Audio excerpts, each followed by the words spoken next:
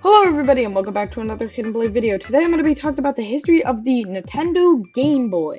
So at this point, Nintendo had released the NES, which was an incredibly successful home console.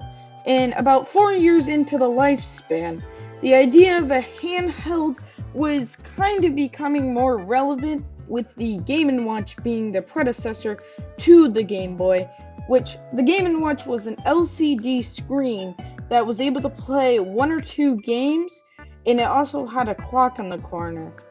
So obviously the next step from a tiny LCD handheld was to make a full-on portable gaming device. And the designer of the Game Boy is Gunpei Yokoi. So on April 21st, 1989, the Game Boy released in Japan. Later that year, it also released in North America in the late 1990s in Europe. The original Game Boy was incredibly simple to use and didn't really require much knowledge. It had an A and B button and a D-pad.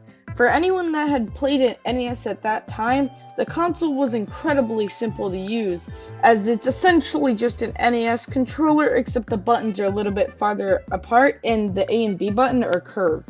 But there was one major issue with the Game Boy. The screen wasn't backlit, so you couldn't see in the dark. You had to have heavy lighting, so that way you were able to see anything that was happening on the screen. Also, it had a green tint, which is quite odd. The console originally released for only $90, which was a steal because it also came with the game Tetris. Following the success of the Game Boy, the Game Boy Pocket released in 1996. Not much really changed with the Game Boy Pocket. It was essentially, as the title implies, way slimmer and easier to fit in a pocket. And after the Game Boy Pocket, there was the Game Boy Light, which was a Japan-exclusive Game Boy, which did have a backlit screen.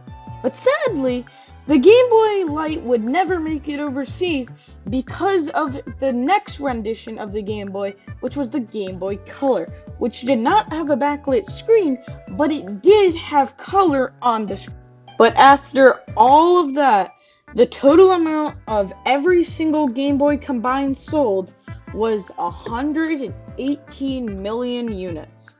So that was a little bit of history about the Game Boy.